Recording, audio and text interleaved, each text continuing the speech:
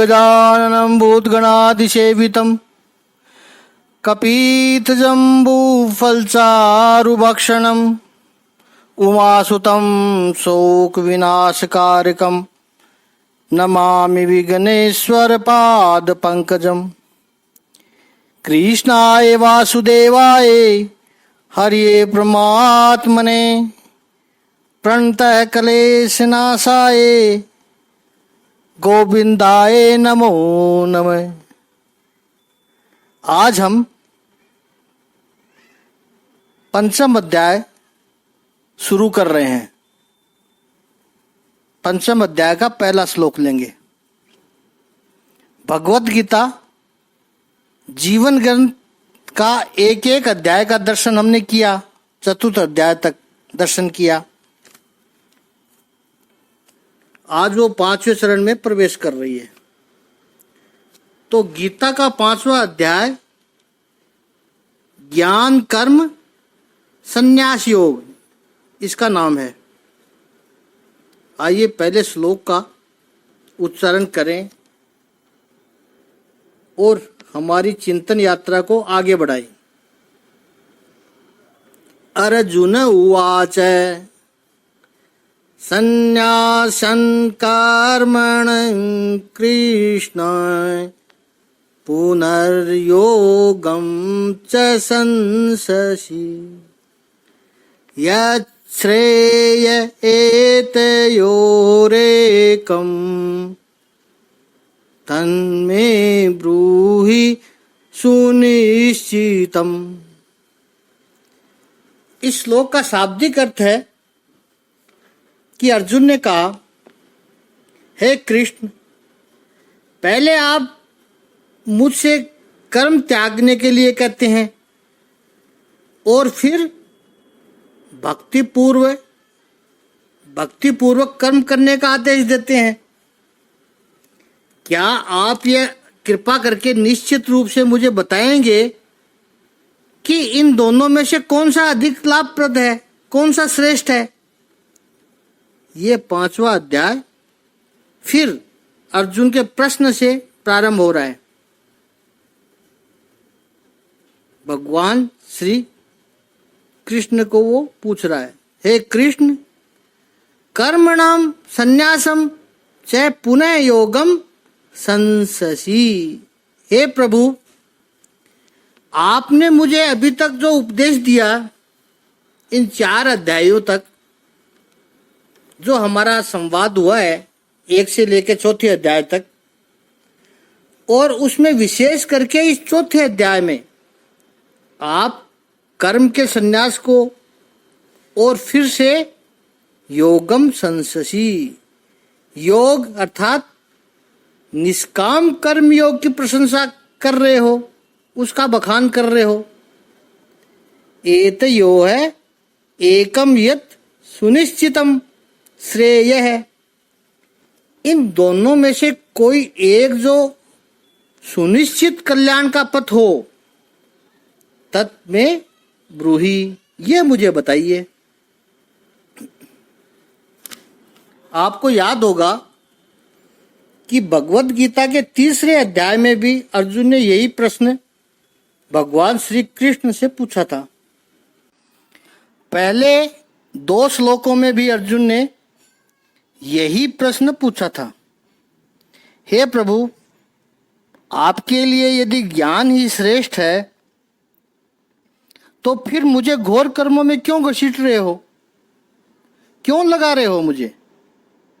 प्रभु, आप कंफ्यूज करने वाले ऐसे वाक्य से आप मेरी बुद्धि को मोहित कर रहे हो। भगवान, मुझे निश्चित करके एक बात कहिए जिसमें मेरा कल्याण हो। इसमें एक बात तो निश्चित है, अर्जुन अपना कल्याण चाहता है। बार बार वो यही कह रहा है। भगवत गीता के 2रे अध्याय के 7वें श्लोक में जहां अर्जुन ने भगवान श्री कृष्ण के चरणों में अपना शिष्यत्व समर्पित किया है, उसकी उद्घोषणा की थी, वहां भी अर्जुन ने श्रेय ही मांगा था। धर्म सन्मूढ़ हो गया हूं मैं प्रभु, कार्पण्य दोषो पहत स्वभाव, पृच्छामि त्वाम धर्म सन्मुड चेता। धर्म से सन्मुड हो गया हूं मैं।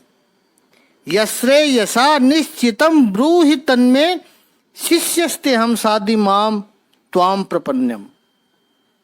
धर्म से विमूढ़ हो गया हूं मैं, इसलिए निश्चित और श्रेय ये दो शब्द अर्जुन की वाणी में बार बार आ रहे हैं। निश्चित कल्याण जो मेरा होवे वो मुझे बताइए। लेकिन यहाँ प्रश्न यह है कि निश्चित कल्याण की अभिलाषा अति उच्च है, श्रेष्ठ है। समस्या यह है कि अर्जुन को निश्चित कल्याण रेडीमेड चाहिए, तैयार चाहिए। प्रथम सत्य तो उसका सही है कि जीवन में कल्याण की प्राप्ति हो, लेकिन दूसरा सत्य यह है कि उसके लिए परिश्रम करना न पड़े, पुरुषार्थ करना पड़ता है उसके लिए, वो करना न पड़े। वो करने को वो तैयार नहीं है। भूख लगी है तो भोजन चाहिए। इतना ही नहीं, वो सात्विक भोजन भी मांगता है, लेकिन सात्विक भोजन मांगने के बाद अर्जुन ये कह रहा है कि वो बिल्कुल ऐसा होना चाहिए कि मुझे उसको पचाने की भी मेहनत नहीं करनी पड़े, भोजन तैयार मिले। उस स्थिति में तो हम सब आ गए। आज कुछ ऐसे ऐप भी आ गए हैं मार्केट में, फ़ोन में डाउनलोड कर लेते हैं, ऑर्डर करो, कुछ देर में भोजन पहुंच जाता है। तो भोजन तैयार मिला, वहाँ तक तो हम सब आ गए। अब ये स्थिति न हो कि पचा हुआ भोजन मिले, और जिस दिन पचा हुआ भोजन तैयार मिलेगा उस दिन मनुष्य जीवंत ही नहीं रहेगा। उस दिन मनुष्य भी प्लास्टिक का हो जाएगा, वो भी मशीन की तरह हो जाएगा। आप अपनी गाड़ी में पेट्रोल डालते हो तो पेट्रोल डिस्टिल किया हुआ होता है, रिफाइंड किया हुआ है, बिल्कुल तैयार है, पचा हुआ होता है, लेकिन वो तो मशीन है। यहाँ अर्जुन बुद्धि का जो भोजन है, जीवन के कल्याण का मार्ग है, उसका निश्चय उसको स्वयं करना चाहिए था, अपने अनुभव से करना चाहिए था, उसको अपने दर्शन से करना चाहिए था। ऐसा निर्णय वो भगवान श्री कृष्ण के पास से रेडीमेड मांगता है, बिना जाने कि मांग ही गलत है।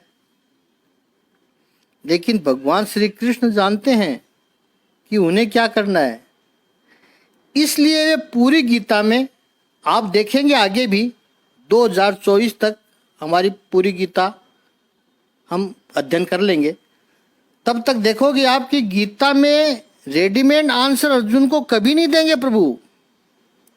इतना ही नहीं, 18 अध्याय का उपदेश देने के बाद भी अंतिम अध्याय में उपदेश का समापन करते हुए भगवान श्री कृष्ण अर्जुन से कहेंगे, अर्जुन मैंने ये श्रेष्ठ ज्ञान कहा है अपनी ओर से, गोपनीय से गोपनीय ज्ञान मैंने तुझे दिया है अर्जुन, लेकिन पचा हुआ तैयार नहीं है वो।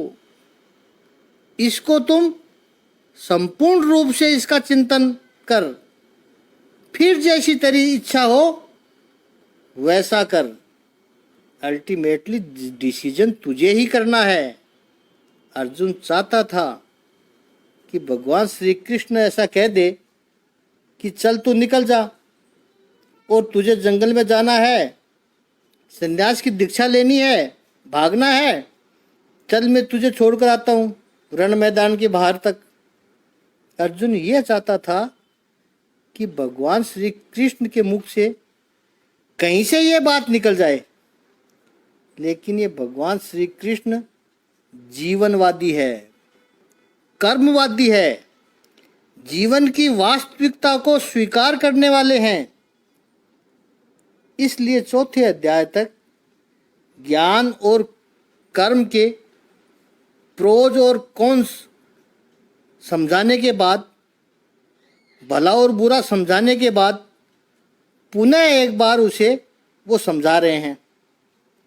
ये मनुष्य का स्वभाव रहा है। अधिकतर श्रोता किसी भी वक्ता की बात को जब सुनने जाए तो व्याख्यान में से वो हमेशा अपने मत का समर्थन ढूंढते हैं और इस दृष्टि से वस्तुतः वो किसी वक्ता को नहीं सुनने आते, अपने आप को ही बार बार सुनते हैं। वो एक चेकलिस्ट लेकर बैठते हैं। उनकी तो धारणाएं, मान्यताएं निश्चित है, इसलिए जो उनकी चेकलिस्ट में होता है उसके लिए वो कहते हैं हाँ ये सब सही कह रहे हैं, अपनी चेकलिस्ट में टिक लगा देते हैं, ये सही बात कही, ये सही बात कही है। और कोई विचार यदि अपनी धारणा के अलग दिशा में जाए तो चौंक जाते हैं, क्यों ऐसा कहा उन्होंने। वो वक्ता को नहीं सुनते, अपने आप को सुनते हैं, अपनी मान्यता को ही बार बार रटकर और मजबूत करके वापस आ जाती है अपने घर। तो ये नुकसानी का सौदा है। मनुष्य को चाहिए कि वो यदि ज्ञान की इच्छा रखता है तो पूर्व ग्रह से रहित होकर के, पूर्व ग्रह से रहित होकर के सुनना चाहिए। जिसके पास से मार्गदर्शन की अभिलाषा है उसके ऊपर विश्वास तो होना चाहिए। बिना विश्वास के पूर्व ग्रह कभी दूर नहीं हो सकते हैं।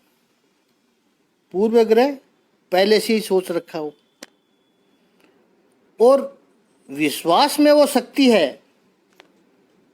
You are right, I may be wrong, आप सही कह रहे हैं, मैं गलत हो सकता हूँ। ऐसा कहने की शक्ति केवल विश्वास में ही है, वो ही पैदा कर सकती है। यहाँ पर अर्जुन पहले अध्याय से ही मुझे नहीं लड़ना ये निश्चय लेकर बैठा है, ये पूर्वग्रह लेकर बैठा है। इसलिए भगवान श्री कृष्ण इतनी अच्छी तरह से समझाते हैं, फिर भी अर्जुन कंफ्यूज हो रहा है और बार बार वही प्रश्न पूछ रहा है। अब देखिए, तीसरे अध्याय में उसने जो प्रश्न पूछा था वो दूसरे अध्याय का ज्ञान सुनकर, दूसरे अध्याय की वाणी सुनकर के अर्जुन के मन में यह प्रश्न आया। अब पांचवें अध्याय के प्रथम श्लोक में, यानी इसी श्लोक में अर्जुन प्रश्न पूछ रहा है कि मुझे निश्चित श्रेय बताइए।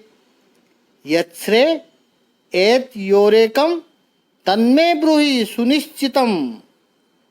उसे जो कन्फ्यूजन आया है वह चौथे अध्याय को सुन करके आया है। थोड़ा सा रिवीजन कर लें।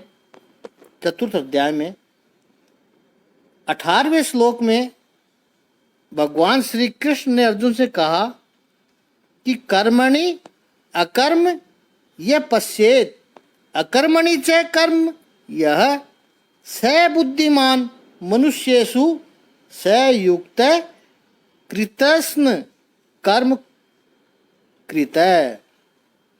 कर्म में जो अकर्म देखता है, ये बात कही प्रभु ने। और 19वें श्लोक में कहा ज्ञानाग्नि दग्ध कर्माणम। ज्ञान रूपी अग्नि से जिसने अपने कर्मों को भस्मसात कर दिया है। और आगे 22वें श्लोक में कहा यदृच्छा लाभ संतुष्ट है, अपने आप जो प्राप्त हो जाए उससे वो संतुष्ट रहने वाला। चौथे अध्याय के 33वें श्लोक में कहा सर्वम कर्म अखिलम पार्थ ज्ञाने परि समाप्यते। ये अर्जुन, सारे जो कर्म है वो ज्ञान में समाप्त हो जाते हैं। और चौथे अध्याय के 37वें श्लोक में कहा प्रभु ने कि ज्ञानाग्नि सर्व कर्माणि भस्मसात कुरुते यतथा। हे अर्जुन, ज्ञान रूपी अग्नि सारे कर्मों को भस्मसात कर देती है। इन सभी श्लोकों में ज्ञान मार्ग अर्थात सर्व कर्म संन्यास मार्ग की प्रशंसा करी है प्रभु ने। चौथे अध्याय का जो अंतिम श्लोक था, तस्मात् अज्ञान संभूतम हृत सत्थप जोना सिनात्मनय छित्वा एनम संशयम योगम अतिष्ठय उत्तिष्ठय भारत। हे अर्जुन, संशय को छित्वा, संशय का छेदन करके, नष्ट करके, योगम अतिष्ठय उत्तिष्ठय, योग में स्थिर हो जा, उत्तिष्ठय खड़ा हो जा, युद्ध कर। अर्जुन कहता, प्रभु यहां उसके मन में संशय निर्माण हो रहा है। अर्जुन के मन में अर्जुन कह रहा, प्रभु इतने श्लोकों में आपने ज्ञान की महत्ता बताई कि ज्ञान से सारे कर्म नष्ट हो जाते हैं, ज्ञान उत्तिष्ठ है, ज्ञान कर्मों के परिणाम को जला भी देते हैं, ज्ञान सारे कर्मों के परिणाम को जला देते हैं। और अंतिम श्लोक में आपने कहा कि इस ज्ञान से तू अज्ञान को जला दे, और योगम अतिष्ठ है, निष्काम कर्म योग में स्थिर हो जा, उत्तिष्ठ चल खड़ा हो जा। तो प्रभु ज्ञान को आपने श्रेष्ठ ठहराया और वापस मुझे कर्म में लगा रहे हैं। लास्ट में आपने मुझे फिर कर्म में लगा दिया। अंतिम श्लोक में तो आपने यही कहा है। ये क्यों कर रहे हो प्रभु? ये विरोधाभास लग रहा है अर्जुन को। यह तो ऐसी बात है कि आप किसी को समझा रहे हो कि खड़े हो जाओ, खड़े हो जाओ, शांत खड़े रहो, वो खड़ा रह जाए, फिर आपको अब दौड़ो, ज्ञान में स्थिर हो जा और उत्तिष्ठ चल लड़ने के लिए तैयार हो जा। तो प्रभु ये दोनों बातें कैसे हो सकती है? अब एक तरफ त्याग की बात करते हो और कर्म करने के लिए भी कहते हो। भगवान ने चौथे अध्याय में 33 से लेकर 37 इन 5 श्लोकों में कर्म और पदार्थों का त्याग करके तत्वदर्शी महापुरुषों के पास जाकर के ज्ञान प्राप्त करना, इस बात पर जोर दिया था। और वो जो तुम्हें ज्ञान मिलेगा वो तुम्हारा कल्याण करेगा।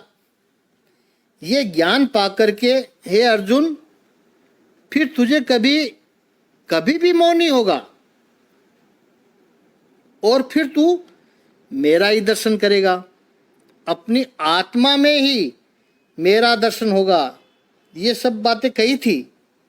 तो ये ज्ञानी व्यक्ति तो आत्मा में ही सब कुछ करता है, उसे तो कुछ करने की जरूरत ही नहीं पड़ती है, कुछ छोड़कर जाने की जरूरत ही नहीं पड़ती है उसे। ये सब भी प्रभु ने कहा था अर्जुन को, लेकिन अर्जुन ने वो नहीं सुना। अब वो कंफ्यूज हो रहा है और उसने अपना कंफ्यूजन भगवान के सामने प्रकट किया है। एक बात अच्छी की है अर्जुन ने कि अर्जुन रिजु है, सरल है। मन में जो भी प्रश्न आता है सीधा भगवान के सामने प्रस्तुत कर देता है। जब भगवान ने सन्यास की बात की तो अर्जुन सन्यास का अर्थ युद्ध छोड़ना ऐसा समझ रहा है। भगवान बुद्ध बहुत सुंदर बात कहते हैं कि मैं जो कर रहा हूं, मैं जो कह रहा हूं, भगवान बुद्ध कहते हैं मैं जो कह रहा हूं वो मेरी जिम्मेदारी है, मैं जो बोल रहा हूं वो मेरी जिम्मेदारी है, लेकिन श्रोता जो अर्थ कर रहा है वो मेरी जिम्मेदारी नहीं है, क्योंकि एक ही शब्द का श्रोता अपनी परिस्थिति, अपनी मनोस्थिति के अनुसार अर्थ कर लेता है। भगवान ने जब सन्यास की बात की है तो भगवान का सन्यास तो बहुत उच्च कोटि की अवस्था थी, लेकिन अर्जुन सन्यास का अर्थ केवल भगोड़ा ही समझ रहा है कि भागना ही सन्यास है, कि ये सब छोड़ करके तू भाग जा। यच्छ्रे एत यारेकम तन्मे ब्रूहि सुनिश्चितम, यच्छ्रे एत योरेकम तन्मे ब्रूहि सुनिश्चितम। स्व कल्याण की इच्छा अर्जुन में है और ये बहुत अच्छी बात है। यदि स्व कल्याण की इच्छा यदि जागृत रहे, जैसे उसने कहा दूसरे अध्याय के 7वें श्लोक में, तीसरे अध्याय के दूसरे श्लोक में, इस अध्याय के इस प्रथम श्लोक में कहा उसने, इन सब में निश्चित कल्याण, निश्चित श्रेय की बात ही बार बार रिपीट हो रही है। सुनिश्चितम, सुनिश्चित है। यह भी है कि मानव का स्वभाव, कि मनुष्य का मन हमेशा तैयार निर्णय चाहता है, ये मनुष्य का स्वभाव है। और सच्चा गुरु कभी ज्ञान के पैकेट नहीं देता है। समझदार गुरु हमेशा शिष्य के मन में संघर्ष निर्माण करता है। तो सद्गुरु क्या करता है? समझदार गुरु हमेशा शिष्य के मन में एक संघर्ष निर्माण करता है कि शिष्य के चित्त में मंथन हो।